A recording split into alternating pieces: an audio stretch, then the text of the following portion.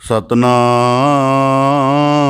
ਵਾਹਿਗੁਰੂ ਸਾਹਿਬ ਜੀ। ਦੀਨ ਦਰਦ ਦੁਖ ਭੰਜਨਾ ਘਟ ਘਟ ਨਾਥ ਅਨਾਥ। ਸ਼ਰਨ ਤੁਮਾਰੀ ਆਇਓ ਨਾਨਕ ਕੇ ਪ੍ਰਭ ਸਾਥ।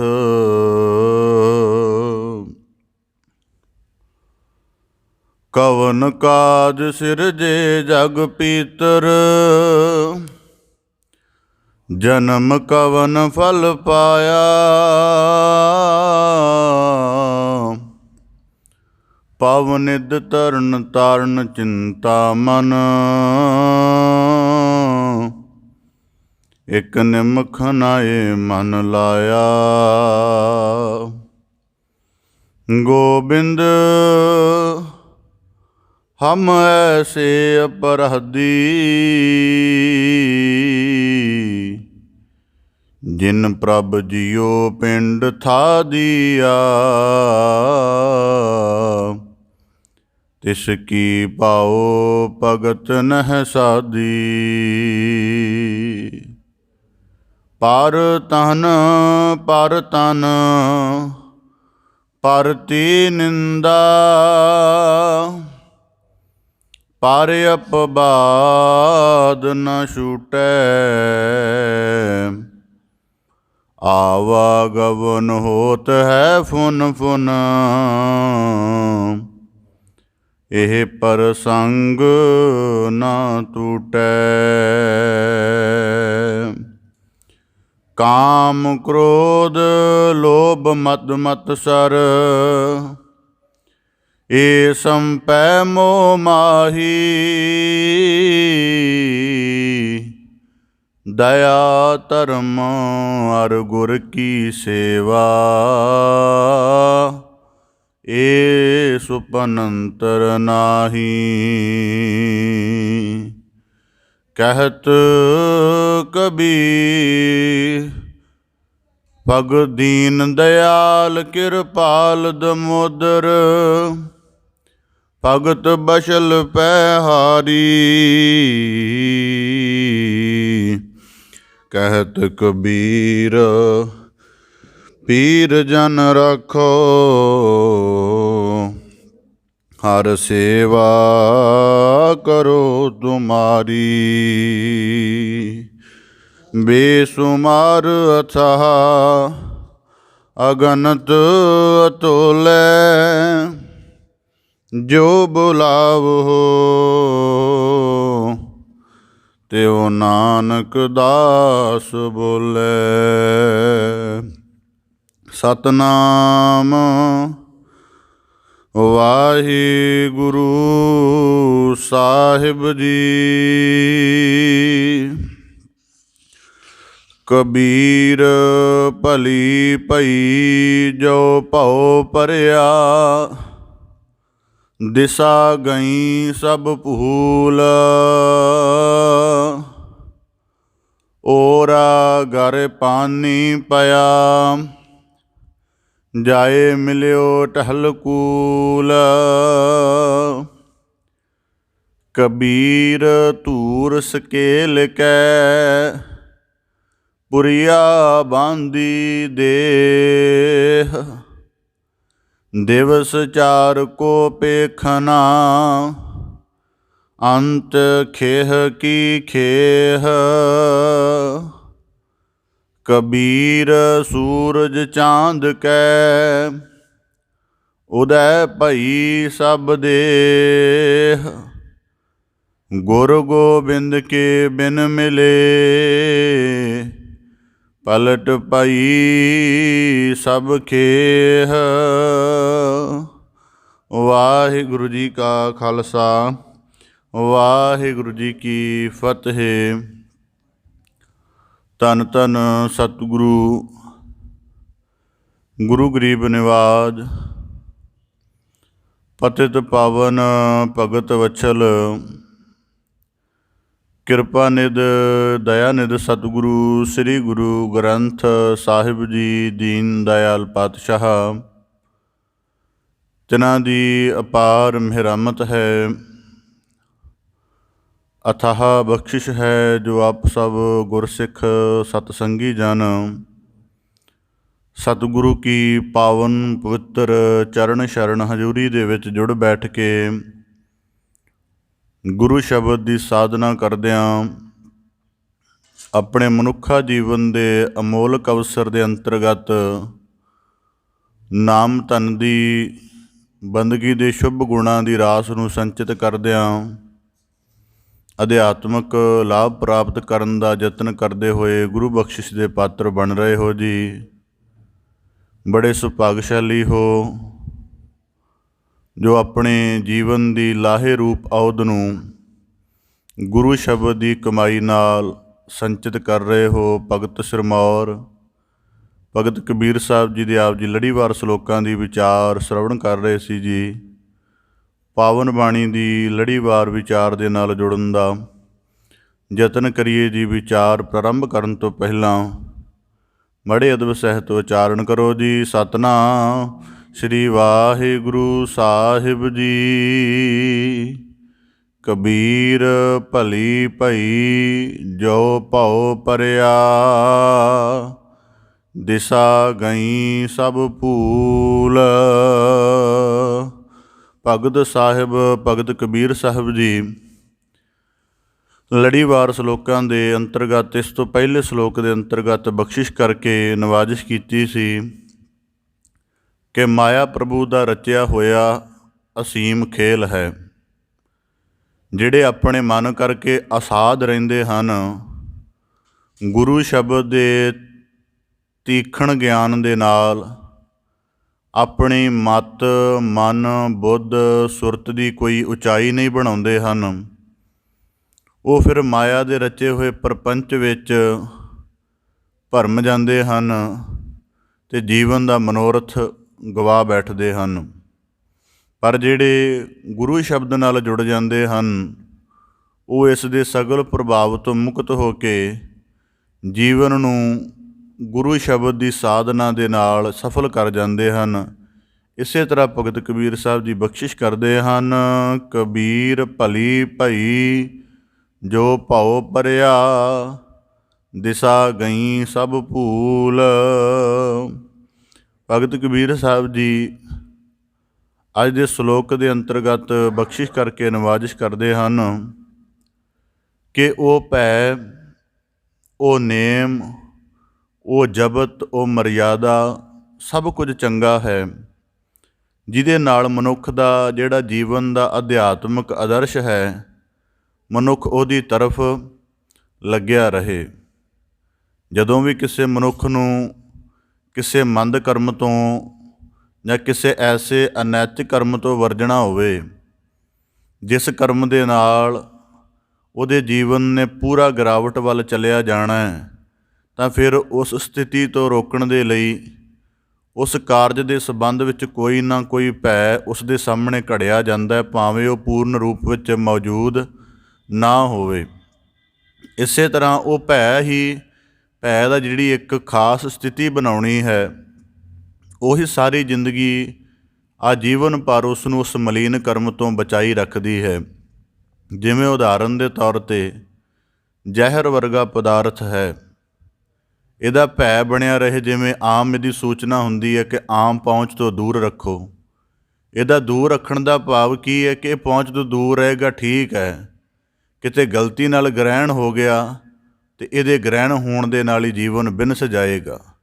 ਇਸ ਕਰਕੇ ਜਿਹੜੇ ਭੈ ਦੇ ਨੇਮ ਇਸ ਜਗਤ ਵਿੱਚ ਘੜੇ ਗਏ ਨੇ ਨੈਤਿਕਤਾ ਦੇ ਨੁਕਤੇ ਤੋਂ, ਉਹਨਾਂ ਦਾ ਆਦਰਸ਼ ਇਹੀ ਸੀ ਜਾਂ ਉਹਨਾਂ ਦਾ ਮੁੱਖ ਮਕਸਦ ਇਹੀ ਸੀ ਕਿ ਮਨੁੱਖ ਦੇ ਜੀਵਨ ਦਾ ਜਿਹੜਾ ਸ਼ੁੱਧਤਾ ਵਾਲਾ ਰੂਪ ਹੈ ਉਹ ਬਚਿਆ ਰਹੇ। ਜਦੋਂ ਗੁਰੂ ਸਾਹਿਬ ਜੀ ਸਾਨੂੰ ਵਿਕਾਰਾਂ ਜਾਂ ਮਾਇਆ ਦੇ ਹੋਰ ਤਰਫਾਂ 'ਤੇ ਜਾਣ ਤੋਂ ਵਰਜਦੇ ਹਨ ਜਾਂ ਬਹੁਤ ਸਖਤੀ ਨਾਲ ਉਹਦੇ ਪ੍ਰਤੀ ਸਾਨੂੰ ਉਪਦੇਸ਼ ਬਖਸ਼ਿਸ਼ ਕਰਦੇ ਹਨ, ਤਾਂ ਉਹਦਾ ਭਾਵ ਇਹ ਹੈ ਕਿ ਮਨੁੱਖ ਜਿਹੜੀ ਤੈਨੂੰ ਮਾਲਕ ਨੇ ਪਵਿੱਤਰਤਾ ਦਿੱਤੀ ਹੈ, ਉਹ ਜਿਹੜੀ ਇਹਨਾਂ ਵਿਕਾਰਾਂ ਦੇ ਰਸਾਂ ਕਸਾਂ ਨਾਲੋਂ ਜ਼ਿਆਦਾ ਉਚੇਰੀ ਹੈ। ਅਤੇ ਜੇ ਤੂੰ ਇਹਨਾਂ ਦੇ ਛੋਟੇ ਰਸਾਂ ਦੇ ਵਿੱਚ ਆਉਂਦਾ ਨਾ, ਬਾਣੀ 'ਚ ਵਾਕ ਨਿਮਖ ਕਾਮ ਸਵਾਦ ਕਾਰਨ ਕੋਟ ਦਿਨਸ ਦੁੱਖ ਪਾ, ਕਿ ਉਹਦਾ ਨਿਮਖ ਦਾ ਹੀ ਸਵਾਦ ਆ, ਜਿਹੜਾ ਮਾਨਸਿਕ ਸਕੂਨ ਹੈ ਕੋਈ। ਤਾਂ ਉਸ ਤੋਂ ਬਾਅਦ ਜਿਹੜੀ ਮਲੀਨਤਾ ਬੰਦੇ ਦੀ ਮਨ ਦੇ ਉੱਪਰ, ਉਹਦੀ ਦੇਹ ਦੇ ਉੱਪਰ ਛਾਈ ਜਾਂਦੀ ਹੈ, ਉਹ ਕਈ ਵਾਰੀ ਜੀਵਨ ਦੇ ਅੰਤਮ ਸਾਹ ਤੱਕ ਵੀ ਉਸ ਮਲੀਨਤਾ ਦੇ ਮਾਨਸਿਕ ਬੋਝ ਤੋਂ ਬੰਦਾ ਮੁਕਤ ਨਹੀਂ ਹੁੰਦਾ। ਅਤੇ ਫਿਰ ਆਪਣੇ ਜੀਵਨ ਦੀ ਜਿਹੜੀ ਵੱਡੀ ਪਵਿੱਤਰਤਾ ਅਕਾਲ ਪੁਰਖ ਨੇ ਦਿੱਤੀ ਹੁੰਦੀ ਹੈ, ਉਸ ਨੂੰ ਮਨੁੱਖ ਗਵਾ ਬੈਠਦਾ। ਇਸ ਕਰਕੇ ਭਗਤ ਕਬੀਰ ਸਾਹਿਬ ਜੀ ਅੱਜ ਦੇ ਸ਼ਲੋਕ ਵਿੱਚ ਬਖਸ਼ਿਸ਼ ਕਰਦੇ ਹਨ। ਕਹਿੰਦੇ, ਚੰਗਾ ਹੋਇਆ ਭਲੀ ਭਈ, ਬਹੁਤ ਠੀਕ ਹੋਇਆ ਜੋ ਭਾਉ ਭਰਿਆ, ਕਿ ਮਨ ਦੇ ਵਿੱਚ ਗੁਰੂ ਸ਼ਬਦ ਦਾ, ਗੁਰਮੂਰਤ ਦਾ ਇੱਕ ਨਿਰਮਲ ਭੈ ਬਣ ਗਿਆ, ਅਤੇ ਉਸ ਭੈ ਦੇ ਵਿੱਚ ਰਹਿ ਕੇ ਸਾਰੇ ਕਰਮ ਕੀਤੇ। ਇੱਥੇ ਭੈ ਦਾ ਅਰਥ ਕੋਈ ਆਮ ਵਰਗਾ ਡਰ ਨਹੀਂ ਹੈ। ਇੱਥੇ ਭੈ ਦਾ ਭਾਵ ਉਹ ਹੈ ਕਿ ਇਹਦੇ ਨਾਲ ਅਸੀਂ ਗੁਰਬਾਣੀ 'ਚ ਆਪ ਜੀ ਸ਼ਾਇਦ ਨਿਰਮਲ ਭਾਉ ਸ਼ਬਦ ਵੀ ਸੁਣਦੇ ਹੋਵੋ। ਉਸ ਨਿਰਮਲ ਭਾਉ ਦਾ ਭਾਵ ਕੀ ਹੈ ਕਿ ਭਾਵੇਂ ਸਾਡਾ ਜੀਵਨ ਗੁਰੂ ਸ਼ਬਦ ਦੀ ਕਮਾਈ ਕਰਕੇ ਗੁਰੂ ਕੀ ਦੱਸੀ ਹੋਈ ਕਾਰ ਦੇ ਅਨੁਸਾਰ ਪੂਰਾ ਉਵੇਂ ਹੀ ਚੱਲ ਰਿਹਾ ਹੈ, ਪਰ ਮਾਇਆ ਦੇ ਰਚੇ ਹੋਏ ਪ੍ਰਪੰਚ ਵਿੱਚ ਅਸੀਂ ਚੱਲ ਰਹੇ ਹਾਂ। ਪੂਰਨ ਸ਼ੁੱਧ ਹੋਣ ਦੇ ਬਾਵਜੂਦ ਵੀ ਸਾਡੀ ਸ਼ੁੱਧਤਾ ਹਉਂ ਦੇ ਵਿੱਚ ਪੈ ਕੇ ਕਿਤੇ ਟੁੱਟ ਨਾ ਜਾਵੇ, ਇਸ ਕਰਕੇ ਪੂਰਨ ਸ਼ੁੱਧ ਹੋਣ ਤੋਂ ਬਾਅਦ ਵੀ ਇੱਕ ਖਾਸ ਤਰ੍ਹਾਂ ਦਾ ਆਪਣੇ ਅੰਦਰ ਭੈ ਰੱਖਣਾ ਹੈ। ਉਹ ਭੈ ਦੇ ਵਿੱਚ ਪ੍ਰੇਮ ਹੋਣਾ ਚਾਹੀਦਾ ਹੈ। ਜਿਵੇਂ ਲਾਇਕ ਬੱਚਾ, ਉਹਦਾ ਭਾਵ ਕੀ ਹੁੰਦਾ, ਉਹ ਮਾਂ ਪਿਓ ਤੋਂ ਉਵੇਂ ਨਹੀਂ ਡਰਦਾ ਹੁੰਦਾ ਕਿ ਉਹ ਮੈਨੂੰ ਕੁੱਟਣ ਮਾਰਨਗੇ। ਉਹ ਇਸ ਕਰਕੇ ਡਰਦਾ ਹੁੰਦਾ ਕਿ ਮੇਰਾ ਕੋਈ ਯਤਨ ਇਹਨਾਂ ਦਾ ਜਿਹੜਾ ਸਨਮਾਨ ਹੈ ਉਹਨੂੰ ਆਂਚ ਨਾ ਪਹੁੰਚਾ ਦੇਵੇ। ਇਸੇ ਤਰ੍ਹਾਂ ਜਿਹੜਾ ਗੁਰਸਿੱਖ ਦੇ ਅੰਦਰ ਨਿਰਮਲ ਭਾਉ ਹੁੰਦਾ ਹੈ, ਉਹਨੂੰ ਪਤਾ ਹੈ ਕਿ ਭਾਵੇਂ ਮੇਰਾ ਜੀਵਨ ਪੂਰਾ ਸਾਧਿਆ ਹੈ, ਮੇਰੇ ਜੀਵਨ ਦੇ ਵਿੱਚ ਜੇ ਕੋਈ ਮਨਮੁਖਤਾ ਆਈ ਜਾਂ ਮੇਰੇ ਜੀਵਨ ਦੇ ਵਿੱਚ ਕੋਈ ਨਿਵਾਣ ਦਾ ਕਰਮ ਪ੍ਰਗਟਿਆ, ਤਾਂ ਜਿਹੜਾ ਗੁਰੂ ਦਾ ਉੱਚਾ ਮਹਿਮਾਮਈ ਸਰੂਪ ਕਿਹਾ ਜਾਂਦਾ ਹੈ, ਅਤੇ ਗੁਰੂ ਨੇ ਜਿਹੜੀ ਸਿੱਖੀ ਦਾ ਆਦਰਸ਼ ਕਾਇਮ ਕੀਤਾ ਹੈ, ਮੇਰੀ ਗਿਣਤੀ ਉਹਨਾਂ ਵਿੱਚ ਨਹੀਂ ਹੋਣੀ, ਭਾਵ ਕਿ ਮੈਂ ਉੱਤੋਂ ਬਾਹਰ ਹੋ ਜਾਵਾਂਗਾ। ਇਸ ਕਰਕੇ ਨਿਰਮਲ ਭੈ ਦੇ ਵਿੱਚ ਰਹਿੰਦਾ ਹੈ ਕਿ ਸ਼ੁੱਧ ਵੀ ਰਹਿੰਦਾ ਹੈ, ਪਰ ਫਿਰ ਵੀ ਆਪਣੇ ਅੰਦਰ ਗੁੰਜਾਇਸ਼ ਰੱਖਦਾ ਹੈ ਕਿ ਮੈਂ ਅਜੇ ਪੂਰਨ ਸ਼ੁੱਧ ਨਹੀਂ ਹਾਂ। ਤਾਂ ਭਗਤ ਕਬੀਰ ਸਾਹਿਬ ਜੀ ਕਹਿੰਦੇ, ਭਲੀ ਭਈ ਜੋ ਭਾਉ ਭਰਿਆ। ਹੁਣ ਮਨ 'ਚ ਭੈ ਕਿਵੇਂ ਪੈਦਾ ਹੋ ਸਕਦਾ ਹੈ? ਨਿਰਮਲ ਭਾਉ ਦੇ ਸੰਬੰਧ ਵਿੱਚ ਆਪ ਦੇ ਸਨਮੁਖ ਅਰਜ਼ ਕਰਦਿਆਂ, ਸਭ ਤੋਂ ਪਹਿਲਾਂ ਮਨੁੱਖ ਨੂੰ ਆਪਣੇ ਜੀਵਨ ਮਨੋਰਥ ਦੀ ਅਧਿਆਤਮਿਕ ਸੋਝੀ ਹੋਣੀ ਚਾਹੀਦੀ ਹੈ, ਕਿਉਂਕਿ ਜੀਵਨ ਦੇ ਸੰਸਾਰੀ ਮਨੋਰਥਾਂ ਦੀ ਸਾਨੂੰ ਸੋਝੀ ਹੈ, ਅਧਿਆਤਮਿਕ ਮਨੋਰਥਾਂ ਦੀ ਸੋਝੀ ਨਹੀਂ ਹੈ। ਔਰ ਜੇ ਇਮਾਨਦਾਰੀ ਨਾਲ ਕਿਹਾ ਜਾਏ, ਮਨੁੱਖ ਦੀ, ਬੱਚੇ ਦੀ ਦੁਨਿਆਵੀ ਵਿੱਦਿਆ ਜਾਂ ਜਿਹੜੀ ਉਹ ਸਮਾਜਿਕ ਤੌਰ 'ਤੇ ਵਿੱਦਿਆ ਪ੍ਰਾਪਤ ਕਰਦਾ ਹੈ, ਉਸ ਤੋਂ ਪਹਿਲਾਂ ਵੀ ਉਸ ਤੋਂ ਕਿਤੇ ਪਹਿਲਾਂ ਮਨੁੱਖ ਦਾ ਅਧਿਆਤਮਿਕ ਜੀਵਨ ਦੀ ਵਿੱਦਿਆ, ਉਹਦਾ ਅਧਿਐਨ, ਉਹਦਾ ਅਭਿਆਸ ਆਰੰਭ ਹੋਣਾ ਚਾਹੀਦਾ ਹੈ। ਕਿਉਂਕਿ ਮਨੁੱਖ ਵਿੱਦਿਆ ਦਾ ਧਨ ਹੈ। ਜਿਵੇਂ ਉਦਾਹਰਨ ਦੇ ਤੌਰ 'ਤੇ ਕੋਈ ਵਸਤ ਹੈ ਕਿਸੇ ਤਰ੍ਹਾਂ ਦੀ, ਤਾਂ ਜਿਵੇਂ ਪਸ਼ੂ ਆਦਿਕ ਦੀ ਕੋਈ ਚੇਤਨਾ ਨਹੀਂ ਹੈ, ਉਹਨੂੰ ਤੁਸੀਂ ਕੀਮਤੀ ਵਸਤ ਪਹਿਨਾ ਦਿਓ, ਉਹ ਪੈਰਾਂ ਹੇਠ ਲਤਾੜੇਗਾ ਜਾਂ ਚੁੱਕ ਚੁੱਕ ਕੇ ਮਾਰੇਗਾ, ਕਿਉਂਕਿ ਉਹਦੀ ਕੀਮਤ ਦਾ ਗਿਆਨ ਨਹੀਂ ਹੈ। ਇਸੇ ਤਰ੍ਹਾਂ ਜਦੋਂ ਮਨੁੱਖ ਦੀ ਆਰੰਭ ਵਿੱਚ ਅਧਿਆਤਮਿਕ ਸਾਧਨਾ ਦਾ ਨਹੀਂ ਹੁੰਦੀ, ਤਾਂ ਉਹ ਫਿਰ ਜਿਹੜੇ ਦੁਨਿਆਵੀ ਤਲ 'ਤੇ ਵਿੱਦਿਆ ਦੇ ਜਾਂ ਹੋਰ ਆਪਣੇ ਜੀਵਨ ਦੇ ਤਾਣ ਦੇ ਜਿੰਨੇ ਵਸੀਲੇ ਕਮਾ ਲੈਂਦਾ ਹੈ, ਉਹਨਾਂ ਦਾ ਗੁਰਮੁਖੀ ਪ੍ਰਯੋਗ ਨਹੀਂ ਉਹਦੇ ਕੋਲੋਂ ਹੁੰਦਾ, ਉਹਦੇ ਕੋਲ ਦੁਨਿਆਵੀ ਪ੍ਰਯੋਗ ਹੁੰਦਾ ਹੈ। ਭਾਵ ਕਿ ਉਹਦੇ ਕੋਲੋਂ ਵਿੱਦਿਆ ਦਾ ਧਨ ਆਇਆ, ਉਹ ਵਿੱਦਿਆ ਦੇ ਧਨ ਨਾਲ ਉਸ ਨੂੰ ਸ਼ਬਦ ਦੇ ਗਿਆਨ ਵਿੱਚ ਪਾ ਕੇ ਲੋਕਾਂ ਦਾ ਮਨ ਹੀ ਰੁਸ਼ਨਾਏਗਾ, ਉਹਦੀ ਮਾਇਆ ਵਾਲੀ ਥ੍ਰਸਟ ਬਣਾ ਕੇ, ਅਤੇ ਮਾਲਕ ਦੀ ਵਿੱਦਿਆ ਰੂਪ ਬਖਸ਼ਿਸ਼ ਨੂੰ, ਅੱਖਰ ਰੂਪ ਬਖਸ਼ਿਸ਼ ਨੂੰ ਆਪਣੀ ਨਿੱਜ ਹਉਂ ਦੇ ਵਿੱਚ ਭੁਗਤਾ ਕੇ ਅਤੇ ਆਪਣੀਆਂ ਛੋਟੀਆਂ ਪਦਾਰਥਕ ਥੁੜਾਂ ਵਿੱਚ ਭਰਮਦਾ ਰਹੇਗਾ। ਇਸ ਕਰਕੇ ਜਿਹੜਾ ਨਿਰਮਲ ਭੈ ਅਧਿਆਤਮਿਕ ਸਾਧਨਾ ਤਾਂ ਜ਼ਰੂਰੀ ਹੈ ਕਿ ਬੰਦੇ ਨੂੰ ਪਹਿਲਾਂ ਆਪਣੇ ਮਨ ਦਾ ਪੂਰਨ ਗਿਆਨ ਹੋਵੇ ਕਿ ਮਨ ਭਰਮਣਾ ਕਿਵੇਂ ਹੈ, ਮਨ ਨੂੰ ਭਰਮਣ ਤੋਂ ਵਰਜਣਾ ਕਿਵੇਂ ਹੈ। ਇਸ ਕਰਕੇ ਪੱਛਮ ਨੇ ਸਾਡੇ ਨਾਲੋਂ ਇੱਕ ਕਦਮ ਅੱਗੇ ਗਏ ਨੇ, ਅਸੀਂ ਤਾਂ ਪਿੱਛੇ ਅਜੇ ਤੱਕ, ਕਿਉਂਕਿ ਅਸੀਂ ਮਨੁੱਖ ਦੀ ਬਾਡੀ ਦੇ ਉੱਪਰ ਬੜਾ ਕਾਰਜ ਕੀਤਾ ਹੈ। ਮਨੁੱਖ ਦੀ ਤੁਸੀਂ ਦੇਖੋ, ਜਿਤਨੀ ਸਾਨੂੰ ਕੱਪੜੇ ਪਹਿਨਣ ਦੀ ਖਿਆਲ ਰਹਿੰਦਾ, ਵੈਸਟ ਨੂੰ ਇੰਨਾ ਹੈ ਹੀ ਨਹੀਂ।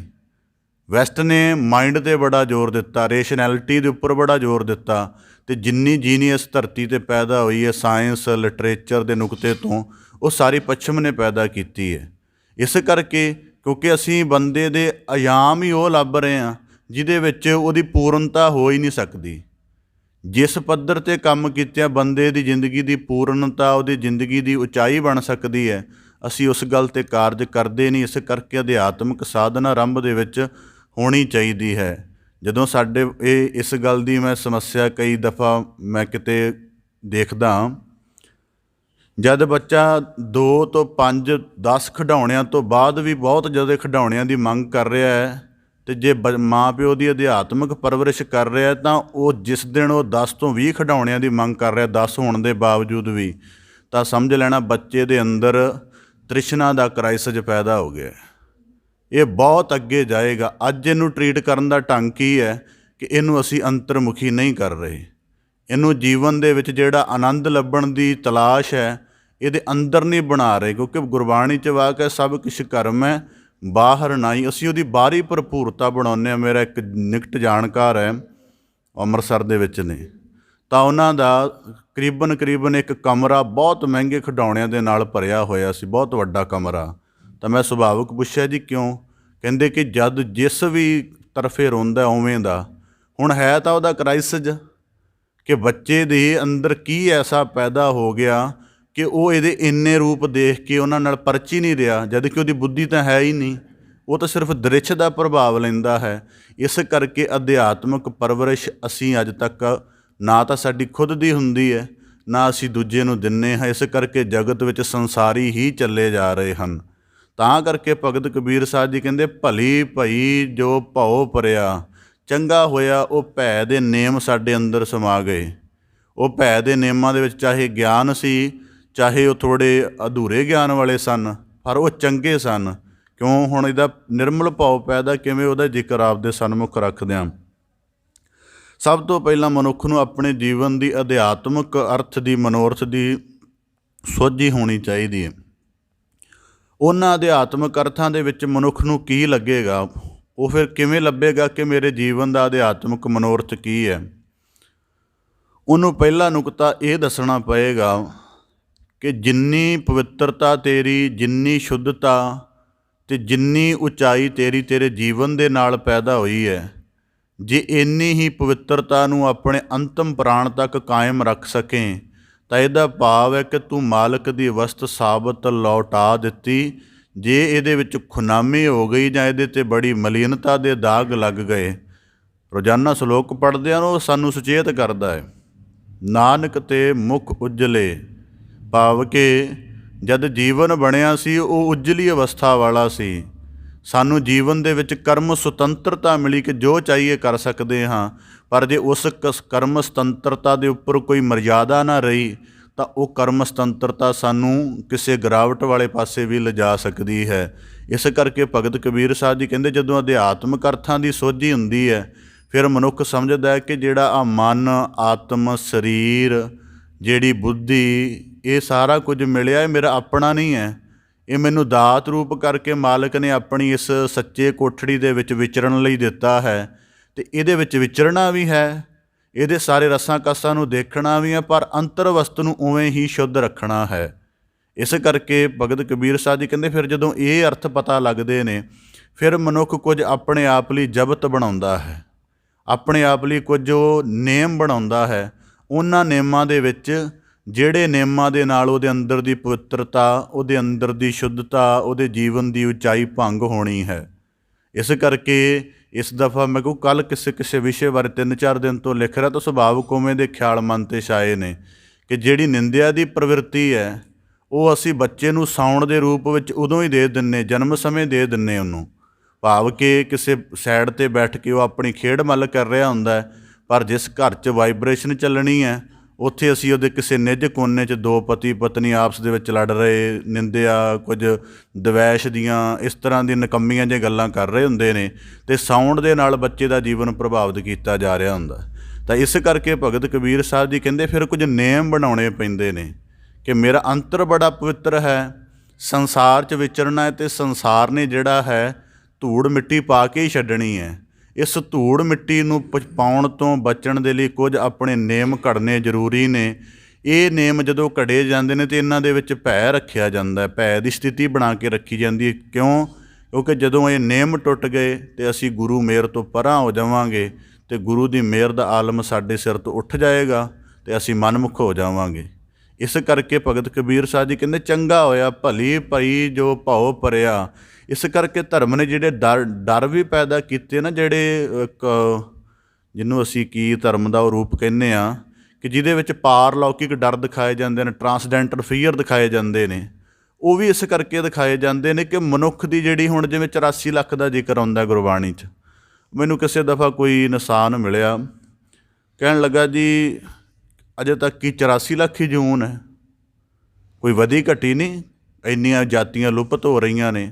ਮੈਂ ਕਿਹਾ ਲੁਪਤ ਦਾ ਤਾਂ ਤੈਨੂੰ ਪਤਾ, ਜਿਹੜੀ ਨਵੀਆਂ ਪੈਦਾ ਹੋਈਆਂ ਉਹਨਾਂ ਦੀ ਆਇਡੈਂਟੀਫਿਕੇਸ਼ਨ ਕੌਣ ਕਰ ਰਿਹਾ ਇਹ ਵੀ ਦੱਸ। ਤੂੰ ਡਿਸਕਵਰੀ ਦੇਖ ਲਈ, 10 ਦਿਨ ਚੈਨਲ ਦੇਖ ਲਿਆ ਤਾਂ ਤੂੰ ਕਹਿ ਤਾ 1000 2000 ਜਿਹੜੇ ਸਪਾਈਸਿਸ ਉਹ ਧਰਤੀ ਤੋਂ ਲੁਪਤ ਹੋ ਗਈਆਂ, ਪਰ ਜਿਹੜੀਆਂ ਨਵੀਆਂ ਦੀ ਆਇਡੈਂਟੀਫਿਕੇਸ਼ਨ ਹੋਈ ਉਹਦਾ ਵੀ ਦੱਸ। ਉਹਨੂੰ ਪਤਾ ਹੀ ਨਹੀਂ ਸੀ, ਕਹਿੰਦਾ ਉਹ ਕੀ। ਮੈਂ ਕਿਹਾ ਹਰ ਸਾਲ ਜਿਹੜੇ ਵੱਖੋ ਵੱਖ ਜੀਵ ਵਿਗਿਆਨੀ ਨੇ ਉਹ ਦੱਸਦੇ ਨੇ ਕਿ ਕਈ ਐਸੀਆਂ ਰਚਨਾ ਜਿਹੜੀਆਂ ਅੱਜ ਤੋਂ ਪਹਿਲਾਂ ਇਸ ਵਿਸ਼ੇ ਵਿੱਚ ਹੈ ਹੀ ਨਹੀਂ ਸਨ, ਉਹਨਾਂ ਦੀ ਨਵੀਂ ਆਇਡੈਂਟੀਫਿਕੇਸ਼ਨ ਹੋਈ ਹੈ। ਉਹ ਕਿਸੇ ਪੱਥਰ ਵਿੱਚੋਂ ਨਿਕਲੀਆਂ ਨੇ, ਕਿਸੇ ਰੁੱਖ 'ਤੇ ਪੈਦਾ ਹੋਈਆਂ ਨੇ। ਇਸ ਕਰਕੇ ਮੈਂ ਕਿਹਾ ਪਹਿਲੀ ਗੱਲ ਤਾਂ ਇਹ ਹੈ, ਜੇ ਰਚਨਾ ਖਤਮ ਵੀ ਹੋ ਰਹੀ ਹੈ ਅਤੇ ਰਚਨਾ ਜਿਹੜੀ ਹੈ ਅੱਗੇ ਵੱਧ ਵੀ ਰਹੀ ਹੈ, ਤੈਨੂੰ ਤਾਂ ਖਤਮ ਹੋਣ ਦਾ ਹੀ ਪਤਾ ਹੈ। ਦੂਜੀ ਗੱਲ ਮੈਂ ਕਿਹਾ ਜਿਹੜਾ 84 ਲੱਖ ਦਾ ਕਹਿਣ ਦਾ ਭਾਵ ਕੀ ਹੈ ਕਿ ਇੱਕੋ ਇੱਕ ਮਨੁੱਖਾ ਜੀਵਨ ਦਾ ਅਵਸਰ ਹੈ ਜਿਹਦੇ ਵਿੱਚ ਮਨੁੱਖ ਦੀ ਪੂਰੀ ਚੇਤਨਾ ਕੰਮ ਕਰਦੀ ਹੈ। ਤੁਸੀਂ ਦੇਖੋ ਪੂਰੀ ਚੇਤਨਾ ਨੂੰ ਸਰਲ ਸਮਝਣਾ ਹੋਵੇ ਕਿਵੇਂ ਕੰਮ ਕਰਦੀ ਹੈ। ਅਸੀਂ ਕਿੱਥੋਂ ਤੱਕ ਆਪਣੇ ਜੀਵਨ ਦੇ ਵੇਖੋ, ਸਾਨੂੰ ਕੋਈ ਅੰਤਰੀਵ ਸਮੱਸਿਆ, ਜਿਵੇਂ ਉਦਾਹਰਨ ਦੇ ਤੌਰ 'ਤੇ ਸਾਡੇ ਸਰੀਰ ਨੂੰ ਜ਼ਖਮ ਹੈ, ਕੋਈ ਦੂਜਾ ਪਹਿਚਾਣ ਲਏਗਾ, ਉਹਦਾ ਉਪਚਾਰ ਕਰ ਦੇਗਾ। ਸਰੀਰ ਦੇ ਅੰਤਰੀਵੀ ਕੋਈ ਰੋਗ ਹੈ, ਬੋਲ ਕੇ ਦੱਸ ਸਕਦੇ ਹਾਂ, ਚੀਕ ਮਾਰ ਕੇ ਦੱਸ ਸਕਦੇ ਹਾਂ। ਜੇ ਸਾਡੀ ਮਨੁੱਖ ਚੀਕ ਮਾਰੇ ਨਾ ਉਹਦੇ ਅਰਥ ਬਣਦੇ ਨੇ, ਅਤੇ ਸਾਈਡ ਵਾਲਾ ਪੁੱਛ ਲੈਂਦਾ ਭਾਈ ਤੈਨੂੰ ਕੀ ਤਕਲੀਫ ਹੈ। ਪਸ਼ੂ ਚੀਕ ਮਾਰੇ, ਸਾਨੂੰ ਉਹਦੀ ਚੀਕ ਦੇ ਵਿੱਚ ਉਹਦੇ ਦਰਦ ਦੀ ਪਛਾਣ ਨਹੀਂ ਹੁੰਦੀ। ਇਸ ਕਰਕੇ ਸਾਡੀ ਪੂਰਨ ਚੇਤਨਾ ਇਸ ਮਨੁੱਖਾ ਜੀਵਨ ਦੇ ਵਿੱਚ ਖੜੀ ਹੈ। ਫਿਰ ਹੋਰ ਇੰਟੈਂਸ ਦੇਖੋ ਕਿ ਸਾਡੇ ਮਨ ਦੇ ਧੁਰ ਅੰਦਰ ਉਦਾਸੀ, ਖੁਸ਼ੀ, ਜਿਵੇਂ ਦੇ ਵੀ ਕਈ ਖਿਆਲ ਹਨ, ਅਸੀਂ ਉਹਨਾਂ ਖਿਆਲਾਂ ਨੂੰ ਬੁੱਝ ਕੇ ਅਤੇ ਉਹਨਾਂ ਦਾ ਵੀ ਵਾਕ ਬਣਾ ਲੈਂਦੇ ਹਾਂ। ਇੰਨੀ ਜ਼ਿਆਦਾ ਚੇਤਨਾ ਇਸ ਸਾਨੂੰ ਜੀਵਨ ਵਿੱਚ ਖੁੱਲ੍ਹੀ ਮਿਲੀ ਹੈ। ਅਤੇ ਜੇ ਇਹਦਾ ਬੰਦਗੀ ਵਾਲਾ, ਗਿਆਨ ਵਾਲਾ ਪ੍ਰਯੋਗ ਨਾ ਕੀਤਾ ਜਾਵੇ ਤਾਂ ਫਿਰ ਮਨੁੱਖ ਪਸ਼ੂ ਰਹਿ ਜਾਂਦਾ ਹੈ। ਇਸ ਕਰਕੇ ਭਗਤ ਕਬੀਰ ਸਾਹਿਬ ਜੀ ਕਹਿੰਦੇ ਉਹ ਭੈ ਬਣਾਉਣੇ ਪੈਂਦੇ ਹਨ। ਤਾਂ ਜਦੋਂ ਮਨੁੱਖ ਇਸ ਤਰ੍ਹਾਂ ਦੇ ਭੈ ਘੜਦਾ ਹੈ ਤਾਂ ਉਹਨਾਂ ਭੈਵਾਂ ਦੇ ਵਿੱਚੋਂ ਥੋੜ੍ਹਾ ਥੋੜ੍ਹਾ ਵਿਚਰਨਾ ਸ਼ੁਰੂ ਕਰ ਦਿੰਦਾ ਹੈ। ਇਸ ਕਰਕੇ ਉਹਨੇ ਆਪਣੀ ਪਵਿੱਤਰਤਾ ਨੂੰ ਕਾਇਮ ਰੱਖਣਾ ਹੈ। ਤਾਂ ਕਰਕੇ ਭਗਤ ਕਬੀਰ ਸਾਹਿਬ ਜੀ ਆਖਦੇ ਭਲੀ ਭਈ ਜੋ ਭਉ ਪਰਿਆ, ਤਾਂ ਕਰਕੇ ਚੰਗਾ ਹੋਇਆ ਕੁਝ ਭੈ ਬਣ ਗਏ। ਅਤੇ ਇਸ ਕਰਕੇ ਜਿਹੜਾ ਪਸ਼ੂ ਹੈ ਉਹਦੀ ਜਿਹੜੀ ਚੇਤਨਾ ਹੈ ਉਹ ਬੜੀ ਲਿਮਟਡ ਹੈ।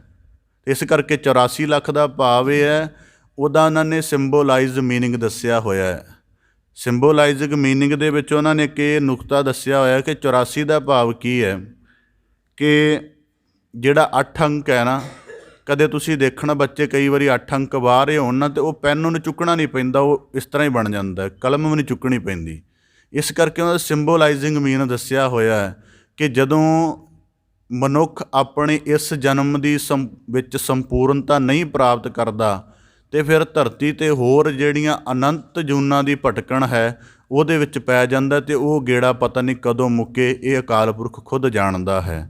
ਜਿਵੇਂ ਉਹ ਬਾਰ-ਬਾਰ ਉੱਥੇ ਆਈ ਜਾਂਦਾ, ਉੱਤੋਂ ਕੋਈ ਨਵਾਂ ਅੰਕ ਕ੍ਰੀਏਟ ਨਹੀਂ ਹੁੰਦਾ। ਇਸ ਤਰ੍ਹਾਂ ਭਾਵ ਹੈ ਕਿ ਜਦੋਂ ਮਨੁੱਖ ਇਸ ਅਵਸਰ ਤੋਂ ਖੁੰਝ ਗਿਆ, ਫਿਰ ਉਹਦੇ ਜੀਵਨ ਦੀ ਅਨੰਤ ਭਟਕਣ ਹੈ, ਉਹ ਭਾਵੇਂ 84 ਲੱਖ ਹੋਵੇ, ਅਤੇ ਭਾਵੇਂ 83 ਲੱਖ ਹੋਵੇ, ਅਤੇ ਭਾਵੇਂ 1 ਲੱਖ ਹੋਵੇ। ਇਸ ਕਰਕੇ ਉਹ ਵਿਸ਼ਾ ਨਹੀਂ ਹੈ ਉੱਥੇ। 84 ਲੱਖ ਦਾ ਵਿਸ਼ਾ ਇਹ ਹੈ ਕਿ ਭਾਈ ਇਸ ਤੋਂ ਬਾਅਦ ਅਨੰਤ ਭਟਕਣ ਹੈ, ਇਹ ਇੱਕ ਹੀ ਕਮਾਲ ਹੈ। ਇਸ ਕਰਕੇ ਭਗਤ ਕਬੀਰ ਸਾਹਿਬ ਜੀ ਕਹਿੰਦੇ ਭਲੀ ਪਰੀ ਜੋ ਭਉ ਪਰਿਆ, ਚੰਗਾ ਹੋਇਆ ਇੱਕ ਭੈ ਪੈਦਾ ਹੋਇਆ।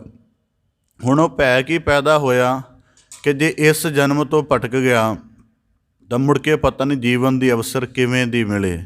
ਇਸ ਕਰਕੇ ਗੁਰਬਾਣੀ 'ਚ ਨਾ ਭਗਤ ਕਬੀਰ ਸਾਹਿਬ ਜੀ ਦੀ ਵਾਕ ਆਉਂਦੇ ਨੇ, ਚਾਰ ਪਾਵ ਦੋਏ ਸਿੰਘ ਗੁੰਗ ਮੁਖ ਤਬ ਕੈਸੇ ਗੁਣ ਗਈ ਹੈ।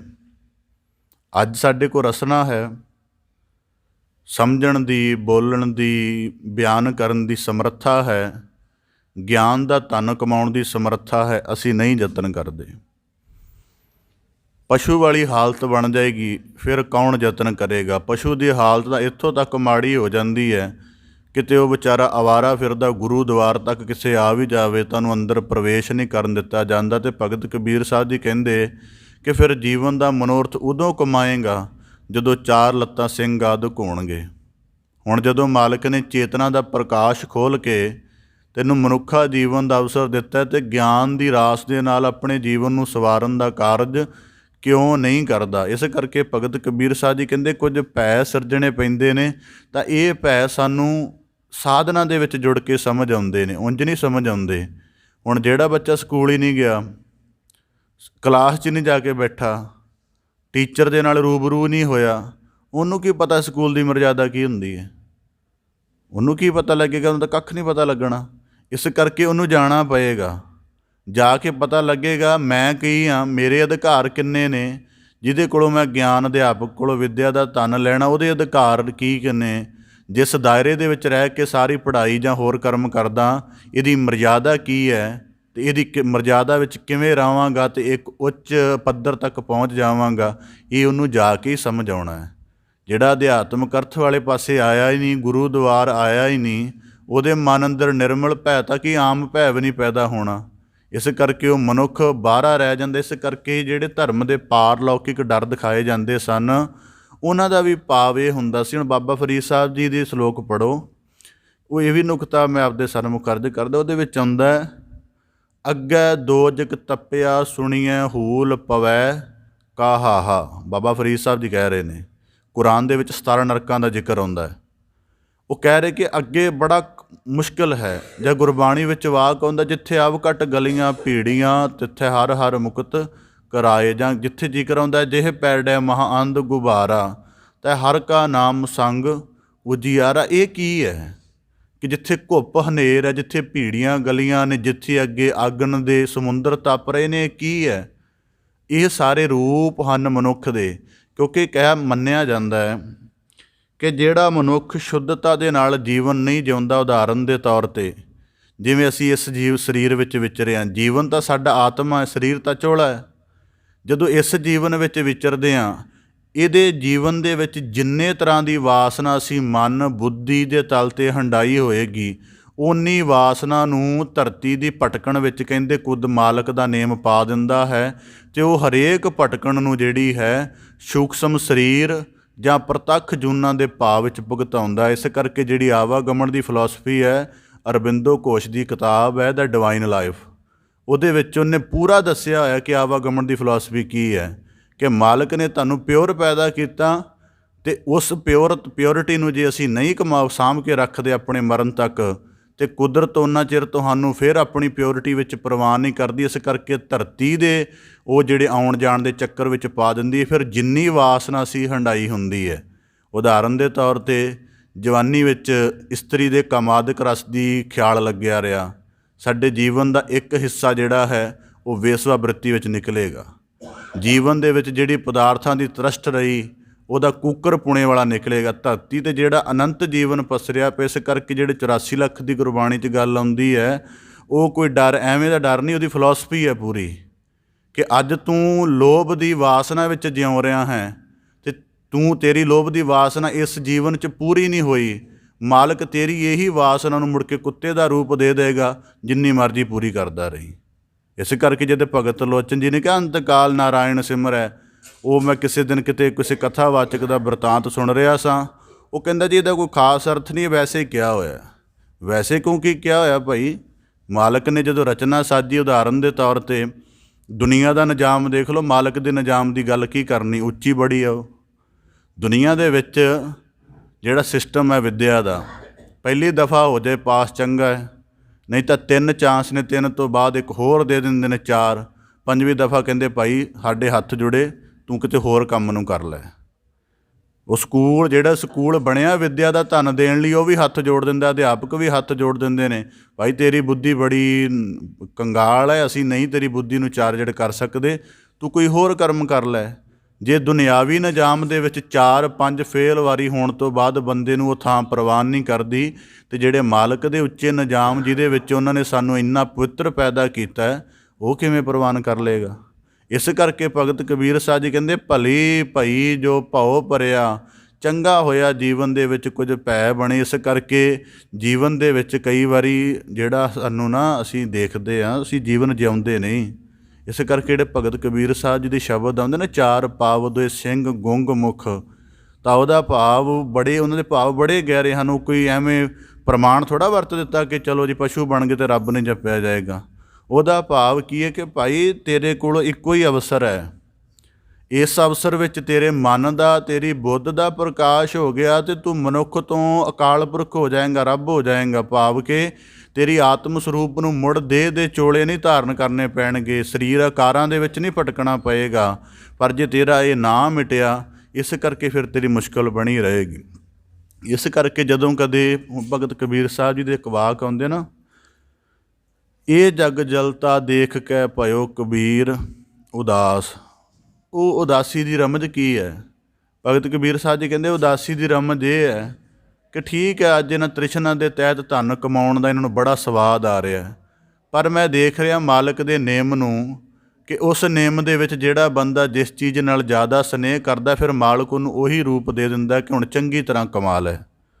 ਇਸ ਕਰਕੇ ਆਪਣੇ ਆਪ ਨੂੰ ਵਾਸਨਾ ਤੋਂ ਰਹਿਤ ਕਰਨਾ ਜ਼ਰੂਰੀ। ਇਸ ਕਰਕੇ ਕਿਸੇ ਵੀ ਵਰਤਾਰੇ ਵਿੱਚ ਜਿਹਦੇ ਵਿੱਚ ਸਾਡਾ ਚਿੱਤ ਬੜਾ ਖੁੱਭਣ ਲੱਗ ਪਿਆ ਹੈ, ਉਹਦੇ ਵਿੱਚ ਥੋੜ੍ਹਾ ਥੋੜ੍ਹਾ ਉਹਦੇ ਬਾਰੇ ਆਪਣੇ ਸ਼ੱਕ ਦੀ ਗੁੰਜਾਇਸ਼ ਵੀ ਰੱਖਣੀ ਸ਼ੁਰੂ ਕਰ ਦੇਣੀ ਚਾਹੀਦੀ ਹੈ, ਤਾਂ ਕਿ ਚੀਜ਼ਾਂ ਦੀ ਜਿਹੜੀ ਅਟੈਚਮੈਂਟ ਹੈ ਉਹ ਬਾਡੀ ਤੱਕ ਤਾਂ ਰਹੇ, ਮਨ ਤੱਕ ਵੀ ਰਹੇ, ਪਰ ਕਿਤੇ ਸੁਰਤ ਦਾ ਪਾਰਟ ਨਾ ਬਣ ਜੇ। ਜਿਹੜੇ ਬੰਦਿਆਂ ਦੇ ਸੁਰਤ ਦਾ ਪਾਰਟ ਬਣ ਜਾਂਦਾ ਹੈ, ਉਹਦਾ ਇੱਕ ਲੱਛਣ ਕੀ ਹੈ? ਮੈਨੂੰ ਕਿਸੇ ਨੇ ਪੁੱਛਿਆ ਜੀ ਕਿ ਜਿਹੜਾ ਕੋਈ ਵਰਤਾਰਾ ਚਿੱਤ ਦੇ ਉੱਪਰ ਅਸਰ ਕਰ ਜਾਏ, ਤੁਸੀਂ ਹਰੇਕ ਗੱਲ ਦੇ ਲੱਛਣ ਦੱਸ ਦਿੰਦੇ ਹੋ।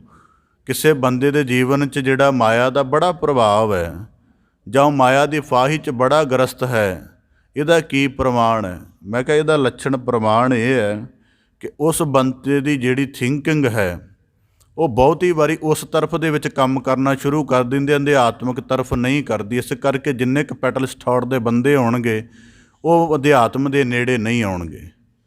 ਜਿਹੜੇ ਪੂੰਜੀਵਾਦੀ ਕਿਸਮ ਦੇ ਬਹੁਤ ਪੀਢੇ ਲੋਕ ਹੋਣਗੇ, ਅਧਿਆਤਮ ਦੇ ਨੇੜੇ ਨਹੀਂ ਆਉਣਗੇ, ਕਿਉਂਕਿ ਉਹਦਾ ਸੁਭਾਅ ਹੀ ਉਲਟ ਹੈ।